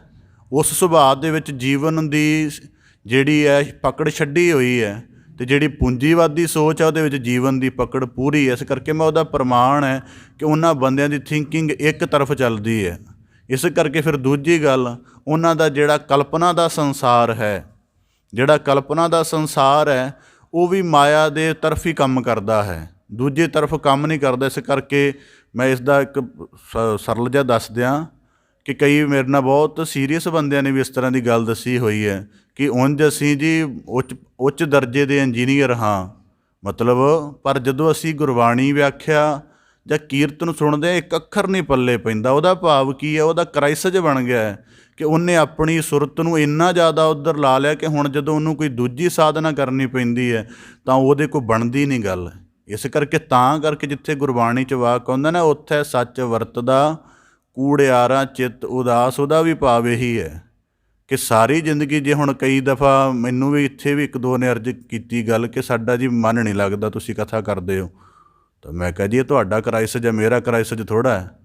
ਇਹ ਤੁਸੀਂ ਸੋਚੋ ਕਿ ਤੁਹਾਡੀ ਬੁੱਧੀ ਉਨੀ ਉੱਚੀ ਨਹੀਂ ਉੱਠ ਰਹੀ, ਤੁਸੀਂ ਆਮ ਮਨ ਦੀਆਂ ਗੱਲਾਂ ਸੁਣਨੀਆਂ ਚਾਹੁੰਦੇ ਜੇ, ਉਹ ਮੈਂ ਤੁਹਾਨੂੰ ਦੇ ਨਹੀਂ ਸਕਦਾ। ਉਹਦੇ ਲਈ ਅਖਬਾਰ ਹੈ, ਨੈੱਟ ਦੇ ਉੱਪਰ ਕਮੇਡੀ ਸੁਣੋ, ਇੱਥੇ ਕਮੇਡੀ ਥੋੜ੍ਹਾ ਮਿਲਣੀ ਹੈ ਤੁਹਾਨੂੰ। ਇਸ ਕਰਕੇ ਤੁਹਾਡਾ ਕ੍ਰਾਈਸਿਸ ਹੈ। ਅੱਜ ਕਈ ਵਾਰੀ ਇਸ ਤਰ੍ਹਾਂ ਦੀ ਗੱਲ ਅਸੀਂ ਪਰਿਵਾਰ 'ਚ ਵੀ ਕਰਦੇ ਹਾਂ, ਉਹ ਬੱਚੇ ਦੀ ਬੁੱਧੀ ਦੇ ਪਸਾਰ ਖੁੱਲ੍ਹ ਨਹੀਂ ਰਹੇ ਹੁੰਦੇ, ਉਹਦੇ ਸਕੂਲ ਬਦਲ ਕੇ ਦੇਖਦੇ ਹਾਂ ਕਿ ਬੱਚੇ ਦੀ ਕ੍ਰੀਏਟੀਵਿਟੀ ਦੇਖੋ ਉਹਦੇ 'ਚ ਹੈ ਕੀ। ਪਹਿਲਾਂ ਉਹਨੂੰ ਕਹਿੰਦੇ ਹਾਈ ਬੋਰਡ 'ਚ ਪਾ ਦਿਓ, ਐਜੂ ਸਮਾਰਟ ਕਲਾਸ 'ਚ ਪਾ ਦਿਓ। ਇਸ ਕਰਕੇ ਸਾਡੀ ਜਿਹੜੀ ਸਮੱਸਿਆ, ਭਗਤ ਕਬੀਰ ਸਾਹਿਬ ਜੀ ਕਹਿੰਦੇ ਭਲੀ ਪਈ ਜੋ ਭਉ ਭਰਿਆ। ਇਸ ਕਰਕੇ ਧਰਮ ਨੂੰ ਕਿਸੇ ਭੈ ਵਿੱਚ ਧਾਰਨ ਕਰਨਾ ਚਾਹੀਦਾ ਹੈ। ਭੈ ਦਾ ਭਾਵ ਇਹ ਹੈ ਕਿ ਉਹ ਭੈ ਮੈਨੂੰ ਉੱਚਾ ਲੈ ਜਾਵੇ, ਤਾਂ ਕਿ ਅੱਜ ਭੈ ਹੈ, ਜਦੋਂ ਮੇਰੀ ਬੁੱਧੀ ਪਰੋੜ ਹੋ ਗਈ ਅਤੇ ਉਹ ਭੈ ਕਿਸੇ ਪਿਆਰ ਵਿੱਚ ਢਲ ਜਾਣਾ ਹੈ। ਪਹਿਲਾਂ ਉਹ ਇਕੱਲਾ ਨਿਜਮ ਹੀ ਰਹੇਗਾ, ਪਰ ਜਦੋਂ ਉਹਦੀ ਮੈਨੂੰ ਰਹਿਮ ਮਿਹਰ ਸਮਝ ਆਉਣੀ ਸ਼ੁਰੂ ਹੋ ਗਈ, ਤਾਂ ਫਿਰ ਉਹ ਮੇਰਾ ਡਰ ਨਹੀਂ ਰਹੇਗਾ, ਉਹ ਡਰ ਮੇਰਾ ਪ੍ਰੇਮ ਬਣ ਜਾਏਗਾ। ਜਿਵੇਂ ਬੱਚਾ ਜਦੋਂ ਛੋਟਾ ਹੁੰਦਾ ਹੈ, ਉਹਦੀ ਬੁੱਧੀ ਦੇ ਅੰਜਾਮ ਨਹੀਂ ਖੁੱਲ੍ਹੇ ਹੁੰਦੇ, ਉਹਨੂੰ ਕਿਸੇ ਡਰਾਂ ਵਿੱਚ ਰੱਖਿਆ ਜਾਂਦਾ, ਆਹ ਨਹੀਂ ਕਰਨਾ, ਉਹ ਨਹੀਂ ਕਰਨਾ। ਪਰ ਜਦੋਂ ਵੱਡਾ ਹੋ ਜਾਂਦਾ ਹੈ, ਫਿਰ ਉਹ ਉਹਨਾਂ ਡਰਾਂ ਦੀ ਖੂਬਸੂਰਤੀ ਸਮਝਦਾ ਹੈ। ਹੁਣ ਉਦਾਹਰਨ ਦੇ ਤੌਰ 'ਤੇ ਇੱਕ ਬਗੀਚੇ ਦੇ ਤਰਫ ਜਿਵੇਂ ਦੇਖੀਦਾ ਆਮ ਬਗੀਚੇ ਦੇਖੋ, ਫੁੱਲਾਂ ਦੇ ਬਗੀਚੇ ਨੇ, ਪਰ ਉਹਦੇ ਜਿਹੜੇ ਆਲੇ ਦੁਆਲੇ ਜਿਹੜੀ ਵਾੜ ਹੈ ਉਹ ਕੰਡਿਆਲੀ ਹੈ।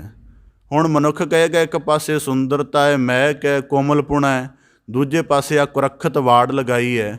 ਪਰ ਉਹ ਆਮ ਬੁੱਧੀ ਲੌਜਿਕ ਕਹਿ ਦੇਗਾ ਕਿ ਗਲਤ ਗੱਲ ਹੈ, ਇਹਦੀ ਵਾੜ ਵੀ ਜਿਹੜੀ ਹੈ ਉਹ ਕੋਮਲ ਹੋਣੀ ਚਾਹੀਦੀ ਹੈ।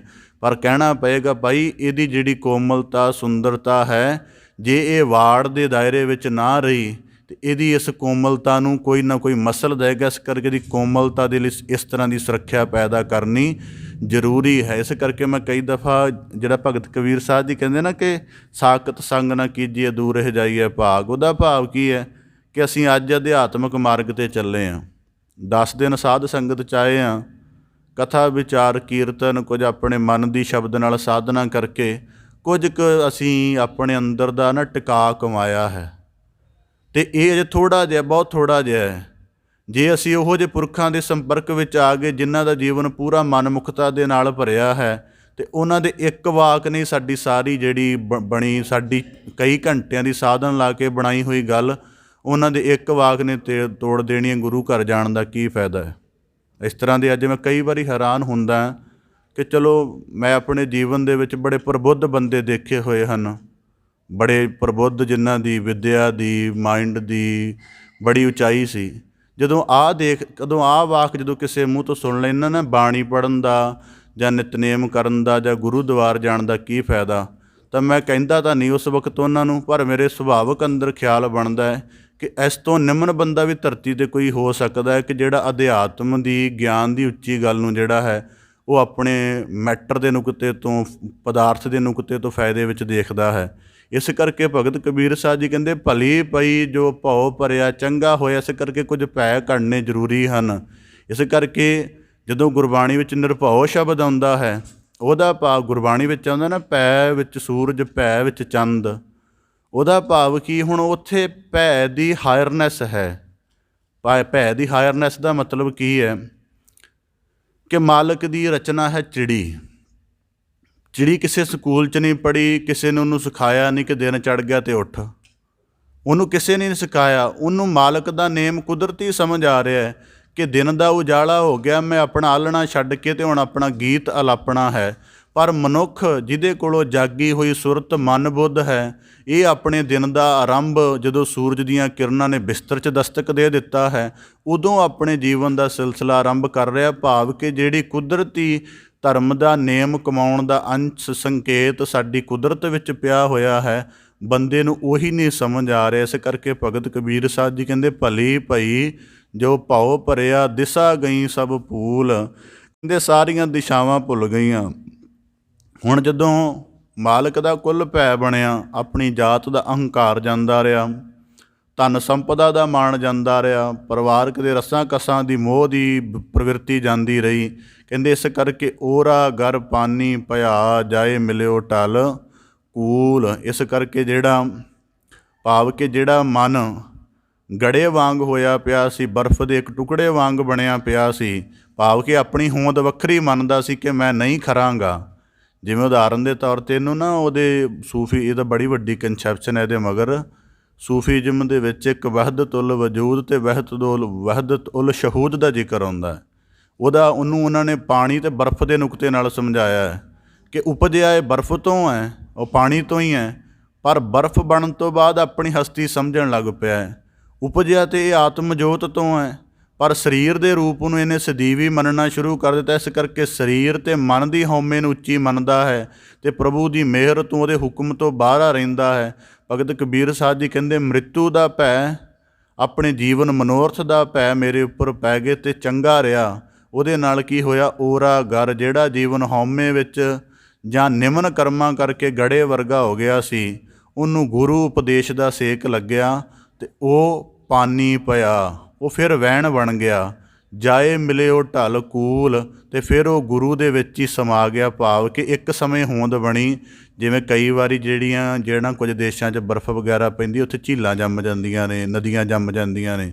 ਬਸ ਜਦੋਂ ਹੀ ਥੋੜ੍ਹੀ ਧੁੱਪ ਲੱਗਦੀ ਹੈ ਫਿਰ ਉਹੀ ਪਿਘਲ ਕੇ ਵਹਿਣ ਬਣ ਜਾਂਦੀਆਂ ਨੇ। ਅਤੇ ਭਗਤ ਕਬੀਰ ਸਾਹਿਬ ਜੀ ਕਹਿੰਦੇ ਸੁਭਾਵ ਕਿਵੇਂ ਹੀ ਹੈ ਕਿ ਜਦੋਂ ਮਨੁੱਖ ਸਾਧ ਸੰਗਤ ਦੇ ਅਭਿਆਸ ਵਿੱਚ ਜੁੜਦਾ ਹੈ, ਉਹਦੀ ਮਨ ਦੇ ਹਉਮੈ ਦੇ ਪਸਾਰ ਟੁੱਟਦੇ ਨੇ, ਉਹਨੂੰ ਨਿਮਰਤਾ ਦਾ, ਉਹਨੂੰ ਧਰਮ ਦੇ ਸਦਗੁਣ ਸਮਝ ਆਉਂਦੇ ਨੇ, ਉਹਦਾ ਜੀਵਨ ਫਿਰ ਵਹਿਣ ਬਣ ਜਾਂਦਾ ਹੈ ਅਤੇ ਉਹ ਆਪਣੇ ਜੀਵਨ ਦੀ ਮਾਲਕ ਦੀ ਰਹਿਮਤ ਨੂੰ ਮਾਣਦਾ ਹੈ। ਇਸ ਪ੍ਰਕਾਰ ਸਾਨੂੰ ਭਗਤ ਕਬੀਰ ਸਾਹਿਬ ਜੀ ਬਖਸ਼ਿਸ਼ ਕਰਦੇ, ਭਲੀ ਪਈ ਜੋ ਭਾਉ ਭਰਿਆ। ਇੱਕ ਇਹਦੇ ਵਿਚਲੀ ਇੱਕ ਨੁਕਤਾ ਆਪਦੇ ਸਨਮੁਖ ਅਰਜ਼ ਕਰਦਿਆਂ, ਜਿਹੜਾ ਹੁਣ ਅੱਜ ਦੇ ਯੁੱਗ ਨੂੰ ਜਿੰਨਾ ਕੁ ਸਾਨੂੰ ਗਿਆਨ ਅਸੀਂ ਉਨੀ ਕੁ ਗੱਲ ਕਰਾਂਗੇ।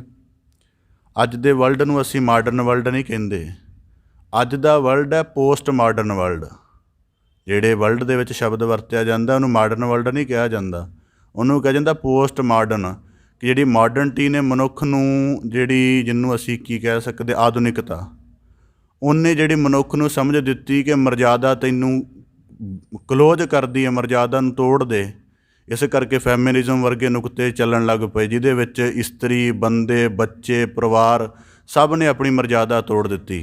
ਅਤੇ ਉਸ ਮਰਜ਼ਾਦਾ ਦੇ ਵਿੱਚ ਪੱਛਮ ਬਾਹਰ ਆਇਆ। ਤਾਂ ਅੱਜ ਪੱਛਮ ਦੇ ਕੋਲ, ਪੱਛਮ ਇਸ ਤਲਾਸ਼ ਵਿੱਚ ਹੈ, ਸਾਰਾ ਵੈਸਟ ਇਸ ਤਲਾਸ਼ ਵਿੱਚ ਹੈ, ਉਹਨਾਂ ਦੇ ਵਿਦਵਾਨ ਬੰਦੇ ਇਸ ਤਲਾਸ਼ ਵਿੱਚ ਹਨ ਕਿ ਜਿਹੜੀ ਹੁਣ ਸਾਡੇ ਕੋਲੋਂ ਪਦਾਰਥ ਦੀ ਭਰਪੂਰਤਾ ਹੈ, ਬੰਦੇ ਦਾ ਆਪ ਹੁਦਰਾ ਮਾਈਂਡ ਹੈ, ਉਹਨੂੰ ਮਰਜ਼ਾਦਾ ਵਿੱਚ ਕਿਵੇਂ ਲਿਆਈਏ। ਅਤੇ ਸਾਡੇ ਇੱਧਰਲੇ ਸੋਚ ਰਹੇ ਕਿ ਅਸੀਂ ਮਰਜ਼ਾਦਾ ਤੋੜੀਏ ਕਿਵੇਂ। ਉਹ ਆਪਣੇ ਕ੍ਰਾਈਸਿਸ ਵਿੱਚੋਂ ਇਹ ਸੋਚਣ ਲੱਗ ਪਿਆ ਕਿ ਸਾਡਾ ਪਰਿਵਾਰ ਨਹੀਂ ਬਚਿਆ, ਸਾਡੀ ਧਰਮ ਨਹੀਂ ਬਚਿਆ। ਅਤੇ ਇਹ ਕ੍ਰਾਈਸਿਸ ਇੱਧਰ ਵੀ ਆ ਰਹੇ ਨੇ ਹੌਲੀ ਹੌਲੀ। ਉਦਾਹਰਨ ਦੇ ਤੌਰ 'ਤੇ ਉੱਥੇ ਕਈ ਚਰਚਾਂ ਉੱਜੜੀਆਂ, ਕਈ ਨਿਲਾਮ ਹੁੰਦੀਆਂ ਨੇ ਹਰ ਸਾਲ। ਕਿਉਂਕਿ ਉਹਨਾਂ ਨੇ ਮਰਜ਼ਾਦਾ ਦੇ ਜ਼ਬਤ ਹੀ ਛੱਡ ਦਿੱਤੇ। ਸਾਡੇ ਪਹਿਲੇ ਲੋਕ ਅਨਪੜ੍ਹ ਸਨ, ਪਰ ਉਹ ਮਰਜ਼ਾਦਾ ਨਾਲ ਇੱਕ ਸੁਰ ਸਨ। ਉਹ ਦਿਨ ਦੀ ਸ਼ੁਰੂਆਤ ਗੁਰੂ ਘਰ ਨਾਲ ਕਰਦੇ ਸਨ, ਅੱਜ ਬੈੱਡ ਦੇ ਵਿੱਚ ਬੈਠੇ ਚਾਹ ਨਾਲ ਕੀਤੀ ਜਾਂਦੀ। ਇਹ ਜਿਹੜੀ ਜੀਵਨ ਦੀ ਤੋਰ ਹੈ, ਇਹਨੂੰ ਇਹ ਨਾ ਸਮਝ ਲੈਣਾ ਕਿ ਮੈਨੂੰ ਉਹ ਹੀ ਸਮਝ ਆਉਂਦਾ ਹੈ। ਉਦਾਹਰਨ ਦੇ ਤੌਰ 'ਤੇ ਅੱਜ ਤੋਂ 80-90 ਸਾਲ ਪਹਿਲਾਂ ਵੈਸਟ 'ਚ ਵਾਪਰਦਾ ਰਿਹਾ ਹੈ ਕਿ ਉੱਥੋਂ ਹੀ ਸ਼ਬਦ ਹੈ ਬੈੱਡ ਟੀ। ਅਤੇ ਇਹਦਾ ਮਤਲਬ ਹੈ ਜਦੋਂ ਅਸੀਂ ਇਸ ਤਰ੍ਹਾਂ ਦਾ ਕਰਮ ਕਰਦੇ ਹਾਂ, ਅਸਿੱਧੇ ਰੂਪ ਦੇ ਵਿੱਚ ਮਾਡਰਨਟੀ ਦੇ ਅਸੀਂ ਗੁਲਾਮ ਹਾਂ। ਜਦੋਂ ਇਹ ਗੱਲ ਕਹਿੰਦੇ, ਕਈ ਬੜੇ ਸੁਣਾ ਕੇ ਦੱਸਣਗੇ ਸਾਡੇ ਬੱਚੇ ਐਂ ਲੈਂਦੇ ਨੇ, ਚਲੋ ਸੁਣ ਲਈਦਾ, ਸ਼ਾਂਤ ਰਹੀਦਾ। ਇਸੇ ਤਰ੍ਹਾਂ ਮਾਡਰਨਟੀ ਨੇ ਨੁਕਸ ਦਿੱਤਾ, ਉਹਨਾਂ ਕਿਹਾ ਹਰੇਕ ਮਰਜ਼ਾਦਾ ਤੋੜੋ। ਉਹਨਾਂ ਨੇ ਜ਼ੋਰ ਲਾਇਆ, ਚਰਚ ਦੇ ਵਿੱਚ ਪ੍ਰੇਅਰ ਦੀ ਮਰਜ਼ਾਦਾ ਤੋੜੀ, ਸਮਾਜ ਵਿੱਚ ਉੱਠਣ ਬਹਿਣ ਦੀ ਮਰਜ਼ਾਦਾ ਤੋੜੀ, ਸਾਰੀਆਂ ਤੋੜ ਕੇ ਕਿਹਾ ਮਨੁੱਖ ਨੂੰ ਆਜ਼ਾਦ ਕਰ ਦਿਓ। ਅਤੇ ਜਿਹੜਾ ਅੱਜ ਉੱਥੇ ਆਜ਼ਾਦ ਹੋਇਆ ਮਨੁੱਖ ਹੈ, ਉਹਦੇ ਕੋਲੋਂ ਜਿਹੜੀ ਆਜ਼ਾਦੀ ਦਾ ਫਲ ਕੀ ਹੈ ਕਿ ਅਮਰੀਕਾ ਦੇ 69% ਬੰਦੇ ਡਿਪਰੈਸਡ ਨੇ। ਇੰਨਾ ਸਾਡੀ ਦੌੜ ਉੱਧਰ ਲੱਗੀ ਹੈ ਅਤੇ ਉੱਥੋਂ ਦੇ ਜੰਮਣ ਪੜਨ ਵਾਲੇ 70 ਬੰਦੇ ਦਿਮਾਗੀ ਸਮੱਸਿਆਵਾਂ ਤੋਂ ਪੀੜਤ ਨੇ। ਇਹਦਾ ਭਾਵ ਕੀ ਹੈ? ਉਹ ਹੁਣ ਸੋਚ ਰਹੇ ਕਿ ਅਸੀਂ ਮਰਜ਼ਾਦਾ ਫਿਰ ਕਿਵੇਂ ਲਾਗੂ ਕਰੀਏ। ਅਤੇ ਸਾਡੇ ਇੱਧਰਲੇ ਮਰਜ਼ਾਦਾ ਤੋੜਨ 'ਤੇ ਪਏ ਹਨ। ਅਸੀਂ ਗੁਰੂਦੁਆਰ ਨਹੀਂ ਜਾਣਾ, ਕਥਾ 'ਚ ਨਹੀਂ ਬਹਿਣਾ, ਨਿਤਨੇਮ ਦੀ ਮਰਜ਼ਾਦਾ ਨਹੀਂ ਅਪਣਾਉਣੀ। ਭਾਅ ਜੀ, ਮਰਜ਼ਾਦਾ ਵਾਲਾ ਜੀਵਨ ਧਰਤੀ 'ਤੇ ਸੰਵਰਦਾ। ਦੁਨੀਆ 'ਚ ਮਰਜ਼ਾਦਾ ਤੋਂ ਬਿਨਾਂ ਪੈਦਾ ਕੀ ਹੁੰਦਾ ਦੱਸਿਆ ਜਾਵੇ ਕੋਈ। ਇਸ ਕਰਕੇ ਜਿਹੜੀ ਧਰਮ ਦੀ ਮਰਜ਼ਾਦਾ ਹੈ, ਉਹ ਕੋਈ ਬੰਦੇ ਦੀ ਹਸਤੀ 'ਤੇ ਉਹ ਠੀਕ ਹੈ ਕਿ ਅਸੀਂ ਉਹਦੀ ਸਿੱਧਰੀ ਜੀ ਵਿਆਖਿਆ ਕਰਦੇ ਨੇ ਤਾਂ ਸਾਨੂੰ ਲੱਗਦਾ ਹੈ। ਪਰ ਜਦੋਂ ਧਰਮ ਦੀ ਬੰਦੇ ਨੂੰ ਸਹੀ ਸਮਝ ਆਉਂਦੀ ਹੈ ਅਤੇ ਮਨੁੱਖ ਨੂੰ ਇੰਨੀ ਉਚਾਈ ਧਰਮ ਦੇ ਦਿੰਦਾ ਹੈ ਕਿ ਮਨੁੱਖ ਦਾ ਜੀਵਨ ਪੰਛੀ ਵਾਂਗ ਰਹਿੰਦਾ। ਅਤੇ ਜਿਵੇਂ ਪੰਛੀ ਕੋਲ ਪਰ ਹੁੰਦੇ ਨੇ, ਉਹ ਆਕਾਸ਼ ਵਿੱਚ ਉਡਾਰੀਆਂ ਮਾਰਦਾ। ਜਿਵੇਂ ਧਰਮ ਦੇ ਜਦੋਂ ਸਹੀ ਮਰਜ਼ਾਦਾ ਸਮਝ ਆ ਜਾਂਦੀ ਹੈ, ਉਦੋਂ ਫਿਰ ਮਨੁੱਖ ਦਾ ਜਿਹੜਾ ਜੀਵਨ ਹੈ ਆਕਾਸ਼ ਨਾਲ ਜੁੜ ਜਾਂਦਾ ਹੈ। ਉਹ ਜਦੋਂ ਧਰਤੀ 'ਤੇ ਦਇਆ ਦੇ ਗੁਣ ਦੀ, ਖਿਮਾ ਦੇ ਗੁਣ ਦੀ ਕਮਾਈ ਕਰਦਾ ਹੈ, ਸਹਿਣਸ਼ੀਲਤਾ ਦੀ ਕਮਾਈ ਕਰਦਾ ਹੈ, ਆਪਣੀ ਇੰਦਰੀਆਂ ਦੇ ਸੰਜਮ ਦੀ ਕਮਾਈ ਕਰਦਾ ਹੈ, ਤਾਂ ਉਹ ਫਿਰ ਉਹਨੂੰ ਪਤਾ ਲੱਗਦਾ ਕਿ ਮਰਜ਼ਾਦਾ ਕਿੱਡੀ ਵੱਡੀ ਚੀਜ਼। ਇਸ ਕਰਕੇ ਭਗਤ ਕਬੀਰ ਸਾਹਿਬ ਜੀ ਕਹਿੰਦੇ, ਚੰਗਾ ਹੋਇਆ ਮਨ 'ਚ ਗੁਰੂ ਦੁਆਰ ਜਾਣ ਦਾ ਭੈ ਪੈ ਗਿਆ। ਉਸ ਭੈ ਦੇ ਵਿੱਚ ਹੌਲੀ ਹੌਲੀ ਮਾਲਕ ਨਾਲ ਪ੍ਰੇਮ ਬਣ ਗਿਆ ਅਤੇ ਪ੍ਰੇਮ ਦੇ ਵਿੱਚ ਕੀਤਾ ਹੋਇਆ ਕਰਮ ਜਦੋਂ ਆਪਣੇ ਸਿਖਰ ਤੱਕ ਲੈ ਗਿਆ ਅਤੇ ਫਿਰ ਪਤਾ ਲੱਗਿਆ ਜਾਏ ਮਿਲਿਓ ਢਲ ਕੂਲ, ਕਿ ਜਿਹੜੇ ਪਹਿਲੇ ਕਰਮ ਮੈਨੂੰ ਮਰਜ਼ਾਦਾ ਕਰਕੇ ਸਖਤ ਲੱਗਦੇ ਸਨ, ਜਦੋਂ ਨਿਰੰਤਰ ਉਹਨਾਂ ਦੀ ਸਾਧਨਾ ਕਰਦਾ ਰਿਹਾ ਅਤੇ ਫਿਰ ਇੱਕ ਦਿਨ ਕੀ ਹੋਇਆ ਕਿ ਉਹ ਫਿਰ ਜਿਹੜਾ ਮੈਨੂੰ ਅਸਲ ਆਨੰਦ ਦਾ ਸਰੂਪ ਮਿਲਿਆ, ਉਹਦੇ ਨਾਲੋਂ ਪਤਾ ਲੱਗਿਆ ਕਿ ਇਹ ਚੰਗਾ ਹੀ ਸੀ। ਇਸ ਕਰਕੇ ਜਿਹੜਾ ਗਲੀ 'ਚ ਤੁਰਿਆ ਫਿਰੇ ਐਵੇਂ ਹੀ, ਉਹਨੂੰ ਅਵਾਰਾ ਕਹਿੰਦੇ ਨੇ। ਜਿਹੜਾ ਪਿੰਜਰੇ ਵਿੱਚ ਹੈ, ਪਰ ਉਹਦੇ ਪਿੰਜਰੇ ਵਿੱਚ ਹੋਣ ਦੇ ਉਹਨੂੰ ਅਨੇਕਾਂ ਲਾਭ ਵੀ ਨੇ। ਇੰਝ ਹੀ ਮਰਜ਼ਾਦਾ ਹੈ ਕਿ ਉਹ ਦੁਨੀਆ ਭਾਵੇਂ ਕਵੇ, ਕਿਉਂਕਿ ਇਹ ਕ੍ਰਾਈਸਿਸ ਚੱਲਦੇ ਨੇ ਜੀ। ਇੱਕ ਸਾਡੀ ਹੋਰ ਵੀ ਸਮੱਸਿਆ ਹੈ ਕਿ ਅਸੀਂ ਕਥਾ ਦੇ ਵਿੱਚ ਬਹੁਤੀ ਖੁੱਲ੍ਹ ਨਹੀਂ ਲੈ ਸਕਦੇ। ਇਸੇ ਕਰਕੇ ਸ਼ਬਦ ਵਿੱਚ ਗੋਸ਼ਟ ਸਾਡੇ 'ਚ ਹੈ ਨਹੀਂ। ਕਿਤੇ ਕਦੇ ਦੇਖਿਆ ਕਿਸੇ ਗੁਰਦੁਆਰਾ ਸਾਹਿਬ 'ਚ ਵੀ ਆਮ ਇਕੱਠੇ ਕਥਾਵਾਚਕ ਬੈਠਾ ਹੋਵੇ ਅਤੇ ਉਹ ਆਮ ਹਰੇਕ ਬੰਦੇ ਦੀ ਗੱਲ ਨੂੰ ਸਮਝੇ? ਉਹਦੇ ਇੱਕ ਥਾਂ ਵੱਖਰਾ ਬਣਿਆ ਰਹਿੰਦਾ, ਸੰਗਤ ਦੀ ਜ਼ਿੰਦਗੀ ਇੱਕ ਵੱਖਰੀ ਚੱਲੀ ਜਾਂਦੀ ਹੈ ਅਤੇ ਕਹਿੰਦੇ ਆ ਜੀ ਅਸੀਂ ਅਧਿਆਤਮਿਕ ਸਾਧਨਾ ਕਰ ਰਹੇ। ਇਸ ਕਰਕੇ ਸਾਨੂੰ ਇਹ ਚੀਜ਼ਾਂ ਸਮਝਣੀਆਂ ਚਾਹੀਦੀਆਂ ਨੇ। ਸਤਸੰਗਤ ਦਾ ਜਿਹੜਾ ਸਮੁੱਚਾ ਅਭਿਆਸ ਹੈ ਉਸ ਸਾਰੇ ਨੂੰ ਹੀ ਪਾਲਣਾ ਚਾਹੀਦਾ ਅਤੇ ਗੁਰੂ ਕੀ ਮਿਹਰ ਨੂੰ ਪ੍ਰਾਪਤ ਕਰਨਾ ਚਾਹੀਦਾ ਹੈ। ਆਪ ਜੀ ਦੇ ਸਨਮੁਖ ਭਗਤ ਕਬੀਰ ਸਾਹਿਬ ਜੀ ਦੇ ਸ਼ਬਦ ਦੀ ਵਿਚਾਰ ਵਿਆਖਿਆ ਦਾ ਯਤਨ ਆਪ ਦੇ ਸਨਮੁਖ ਰੱਖਦਿਆਂ ਹੋਈਆਂ ਬੇਅੰਤ ਭੁੱਲਾਂ ਦੀ ਖਿਮਾ ਜਾਚਨਾ ਸਤਿਗੁਰੂ ਕਿਰਪਾ ਕਰਨ। ਗੁਰੂ ਕੀ ਸੰਗਤ ਦੀ ਪ੍ਰੀਤ ਪ੍ਰਤੀਤ ਅਤੇ ਅਭਿਆਸ ਦਾ ਕਰਮ ਸਾਡੇ ਸਾਰਿਆਂ ਦੇ ਜੀਵਨ ਵਿੱਚ ਜੁੜ ਜਾਏ ਜੀ।